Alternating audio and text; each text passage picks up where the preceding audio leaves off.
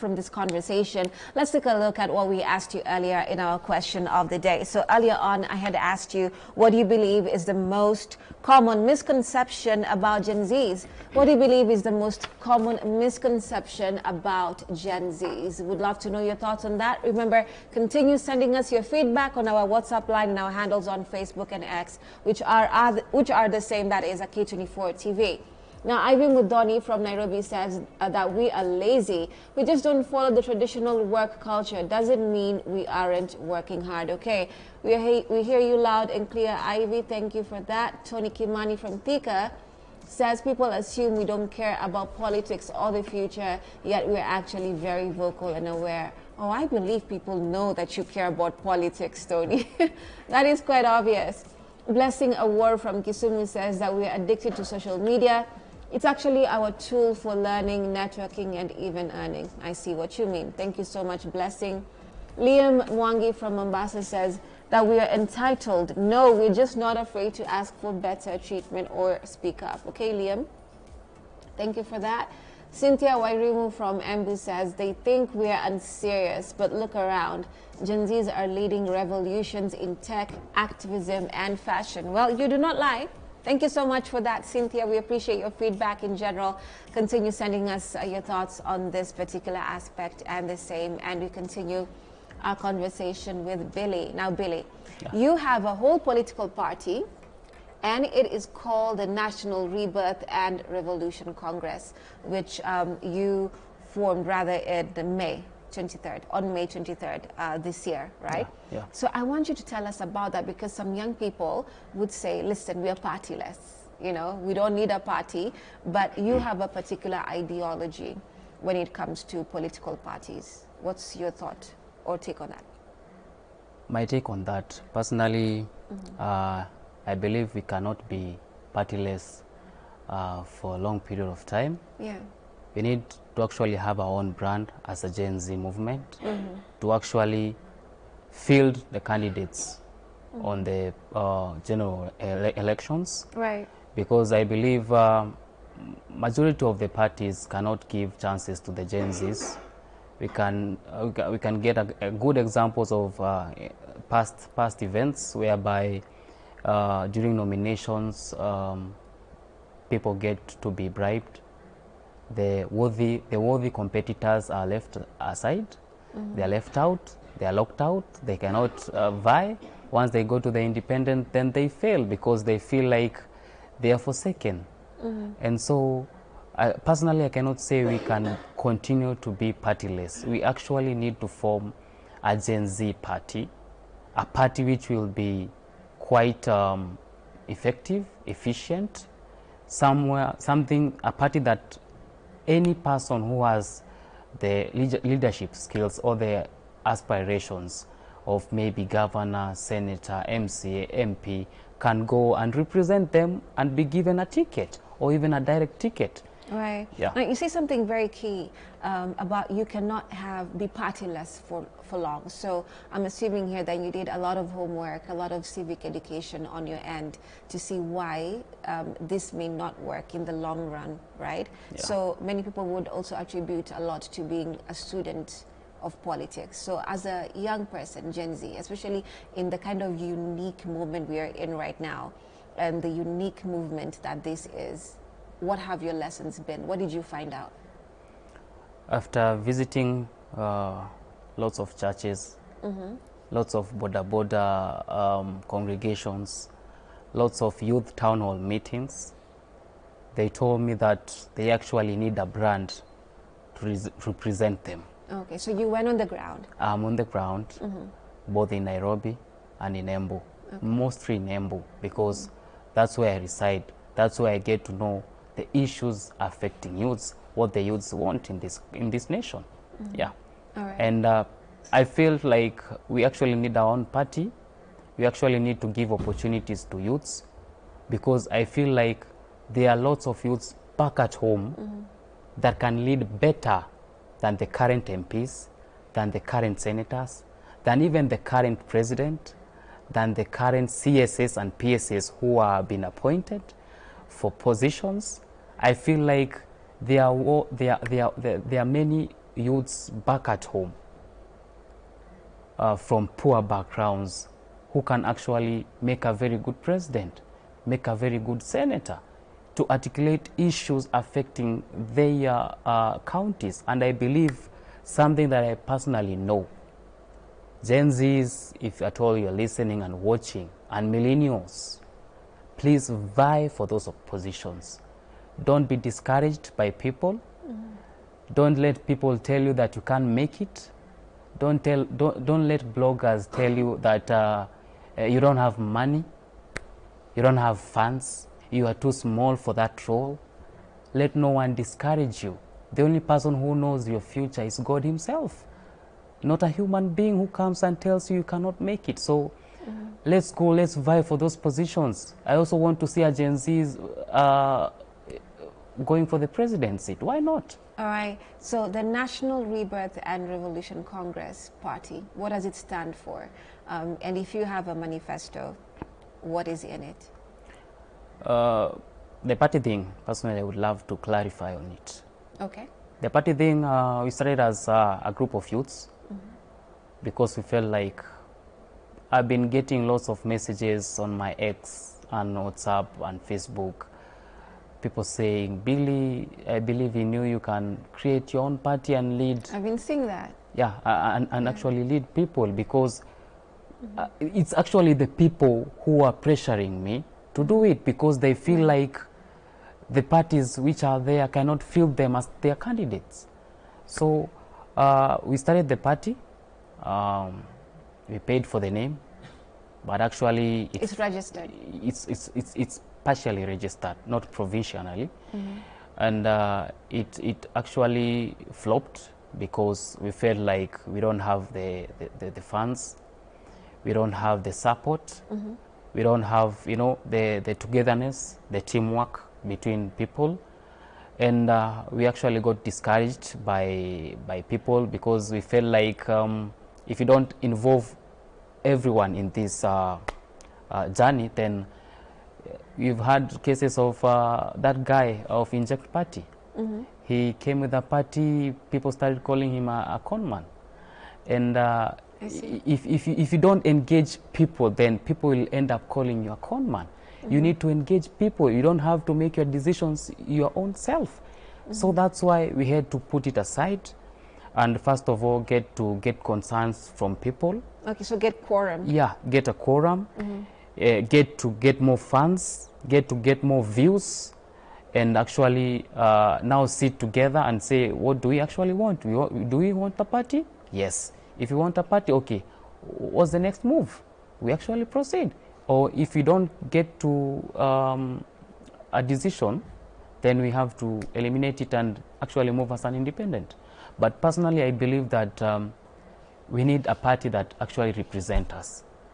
We need a party that actually represents us, and we actually, personally, my appeal to the parties which are there in public domain, please give chances to the youths. Please give chances to the youths. I believe they can lead better. Let's not be bribed by these big men who actually want to gain power, and once they gain power, then they forget about you guys. They put you guys in the bin and they don't lead. They just give you a manifesto, tutawajengea, barabara itatoka wapi, iende wapi. At the end of the day, they don't do anything. But now, Billy, one of the aspects here is, how do you get people to trust that you will do what you will do? You know, the question of leadership is a very big thing here in the country, and the Gen Z movement has had its phases. You know, like you said, you cannot be partyless for long. Or now, for that reason, also leaderless for long. Let's call these figures key faces, like Morara, like you mentioned. We also had Caswell, for that matter. They'll always be associated with the movement, whether you think they were betrayers, as some others would call them, or not. So for someone like you, you're very aspirational, you have your head in the right place, but you're still learning the scope. But at the same time, you have trust already, but people do not know how long you can sustain it. right? Because of the nature of and volatility of politics in the country. So what's your take on that? What would you tell people, especially when it comes to trusting you? Okay, that's a good question, by the way. I feel like we've had traitors in this movement from 25th of June 2024. And they're in public domain. I don't want to mention them. People know them out there on X, on Facebook, even on real life. And I've been on the forefront ever since day one. My parents can attest to that. I've been one of the people hosting spaces, big spaces on X when I used to call myself Psychosins. The account got suspended because of my rapid shaking of this regime on X. They got reported by several bloggers, and it actually got suspended. But my vision is, when you get suspended, you create another one, you move on. You need to be focused. If you decide you're going there, you need to be like a cheetah. If that's the animal you're hunting, even if one passes, you'll still go for it. You won't go for this one because it's near, or it has just passed on your path. And I believe I've been one of the people who actually led this movement. I won't call myself a leader on this movement, but I've actually been helping people. I was there on X Spaces hosting people, civic education back at home, civic education here in Nairobi, civic education on X, civil education even on different media platforms like the TikToks, the X, the YouTubes as well. And I believe I'm a person who's focused on this movement. Me personally, I cry so much getting to see that families of those who were killed, they've never gotten justice. I cry deep inside my heart getting to know those who were abducted, the likes of Kavuli, the likes of myself, the likes of Peter Moteti, Bob Njagi, and others. They have never been compensated. Something that we have to be compensated.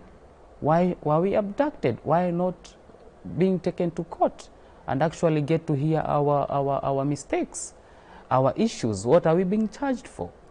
We actually need to move forward as a movement. Why are people getting arrested and charged with terrorism? Right, something that actually, let me try to finish on that. Right. Something that actually I feel it's quite bad. It's quite bad getting to be charged with a big thing over a small thing, which is actually baseless. Another thing that I would love to talk about. Personally, people should know that I'm not a traitor, and I'll never be. People who know me on X, they have been with me ever since day one. Definitely haters are there. God will put haters in your life, not to discourage you, but to make you motivated. If you don't have haters, then you're not going forward in this movement. Yeah. All right. So if I get you correctly, your ordeal and consistency even before the protests is what is the testament to your character. That is what people should trust and walk with you. Yeah. Is that what you're saying? Yeah. All right. Let's also take a look at the matter of certain leaders and the likes of, former CJ Maraga. We've also had, Amka Tata, both vying for the presidential seats. They're different in the way that we understand, political aspirants in the country. And specifically, let me highlight former CJ Maraga, right? He's vying for this presidential seat and also crowdfunding for that matter for his campaign. And he'll tell you this is, where you need to contribute and the like. What are your thoughts on such a leader? And also now, when it comes to campaigning, what would be your style? How are you talking to people to make sure that they understand that you can articulate their issues, especially? Okay. Good question as well. What I feel for leaders like Maraga and Umtata, they are good leaders. I wish them luck. I wish them all the best in this in their journey to become the president. And I would personally say Gen Zs is not about one person. We actually need a leader who will represent us, not just a name, not the achievements you've done. We want, you cannot just come here and tell us, vote for me because I changed, I ruled against the victory in 2017. You need to give people your manifesto. You don't think Maraga has a strong... that's why I've told you I wish him all the best. I'm there, I wish him all the best. I feel like he's actually going somewhere. At the same time, I also feel like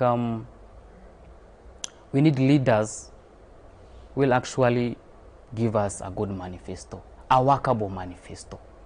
Not someone who will come and tell us when I'll be elected, nitawaletea free Wi-Fi, even in rural areas. Is that workable? It's not workable. You cannot just stand on a sunroof and tell us, nitawajengia barabara, nitawajengia nini. You actually need to do it. Don't tell us. Tell us how will you actually do it. Show us your team. Because we actually need to know the team that is working behind you. It's not you as an individual, but it's the team. Again, as youths, we want our issues represented. If we are not represented, then we will not give you the votes. We will not fund you. We will not be there to support you. And definitely, I've engaged myself in several leaders that actually I feel like it's a motivation for me and also for them. Because everywhere I go, I actually represent what their youths are yearning for. What are they yearning for? They are basically yearning for jobs. So how are these leaders inspired you? For example, we've seen you on some campaign trails and you've supported former Deputy President Rigathi Gachagua. Why are you for his beliefs? What do you resonate with? Just like I've told you, I've met several leaders, not only him, but everywhere I go, they inspire me. They are more experienced than I am. I cannot compare myself with them. I'm not where they are right now, but I'm going that direction. So every leader that I've met are leaders of sober minds. I cannot meet with a leader who doesn't have a sober mind. And they actually inspire me, and they actually motivate me to go for that senatorial position. Okay. Right, before we continue, Billy, let's take a look at more feedback from our audience. Let's take a look at what you rather had to say, earlier on today when we asked you about the misconceptions that some people would have about the Gen Z. Now, Trevor Kibet from Eldoret says that we hate commitment. In reality, we're just redefining what commitment looks like. Okay, thank you so much for that, Trevor from Eldoret. Gloria Atieno from Kakamega says, all generations think we can't survive without validation, but we actually thrive on independence. All right, Gloria, thank you for that perspective. Mark Ndungu from Kiambu says that we don't read books or value education. Many of us are self-taught in multiple skills online. That is true. All right, Mark, thank you for that. And as you continue with our conversation, Billy, one key aspect is, I'll still stay on leadership, is you're young, which is an amazing, vibrant thing, because what time is there to start but to start now? The issue is not how young or what you can or cannot do, is you're getting into a space that's very manipulative to a big extent, actually, right? And there are very many things that can catch your eye here and there, which would not be a mistake. In this manner, when we were having the protests, when they began rather last year, even student leaders from different universities were coming up, and some of them, we were having them on set, saying, listen, some of us, we don't want to quote unquote divert our perspectives, but economically we were not okay. So we took a particular direction of accepting this package or accepting that, but we're still focused. It doesn't mean that we're not on the part of the movement or part of this thing. So what would you say to that? Someone can say, Billy, kuna hii opportunity na inakaa hivi, you know, and someone may call you a traitor, but if you look in another way, you're not. So how do you balance such realities? And they're big, because economically others will tell you we're not okay, we're taking this package, but does it mean we are traitors? So what would you like to tell the audience who would wonder, you know, where would your loyalties lie? Okay, I would love to tell the audience that I don't move as my own self. I move as a team. If the Gen Zs tell me that this is not the way forward, no matter how much the deal is good for me, no matter the money presented to me, no matter what I'm actually being given, I'll actually listen to the people's voices. Just like I would love to give a clear example of my area MP, Gitonga Mukunji. He's a guy who's not shaken. He's a guy hapotezi mwelekeo. If it's the people's issues, he stays with the people. If it's about abduction, he goes to the streets and protest, just like any other ordinary mwananchi. If it's about the finance bill, he rejected, even if most of the people around Mount Kenya accepted it. So it's not about moving with upepo yenye ina flow. It's about moving with the people. If the people tell you no, do as they say. All right. So because of time, sorry, Billy, to interrupt you. Okay.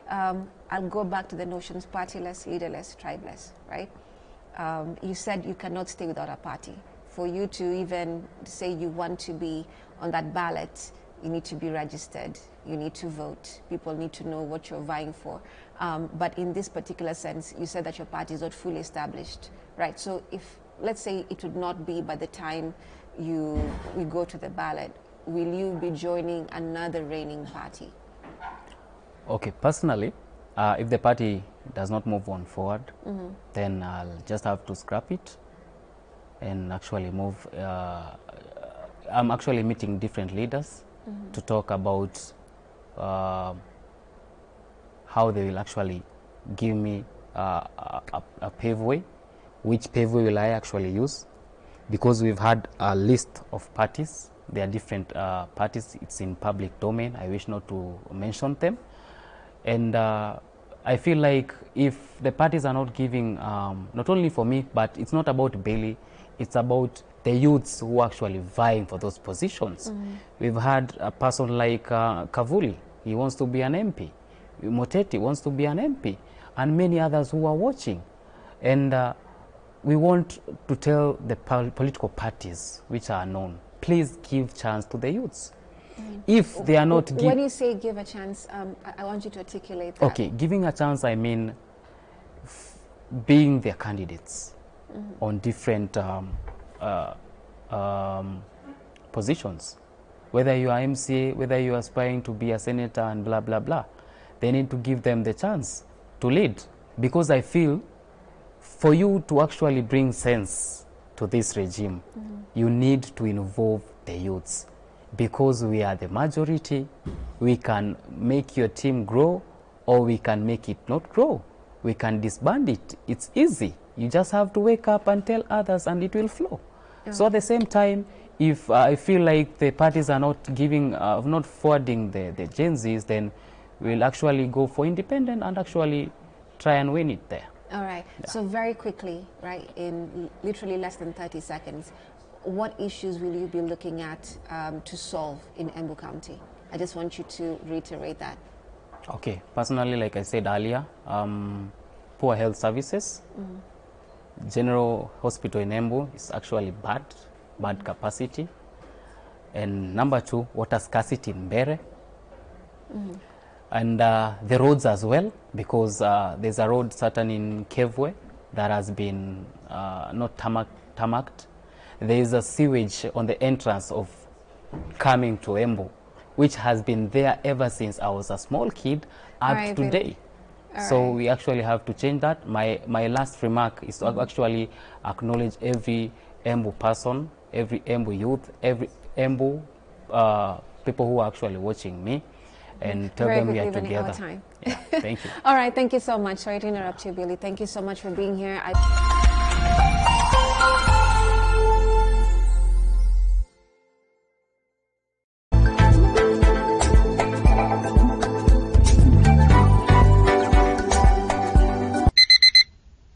It's not just another morning. Join the early bird. Tumeamka kwa mambo mazito.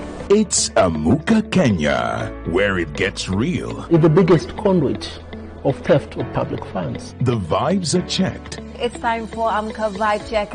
and trends decoded. Vibes Cartel and Mavado reunite 17 years later after their iconic Gaza and Guli beef in 2008. Here, you get the head start. There is no reason to increase taxes and do experiments of things that are wasteful of public resources and not deliver results. Power is questioned.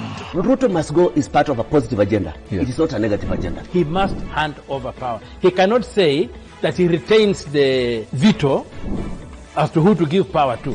For heaven's sake, why did Uhuru hand over power to him? The nation's pulse is tested live and loud. This nation is angry. This nation is impatient. Tension is rising. From headlines to hashtags, Niseme nisiseme. Niseme Walisema? Walisema? Ya kusema. Hata leo utasema. no topic is off limits. If you have not had your conjugal rights for a long time, that you'll have issues with your bone. Is that a fact or a myth? It can affect your mood, definitely. Polytalks, Vibe Check, Trend Talks. It's your head start to a great day. Weekdays from 6 to 10 a.m. Amka, Kenya. Only on K24 TV.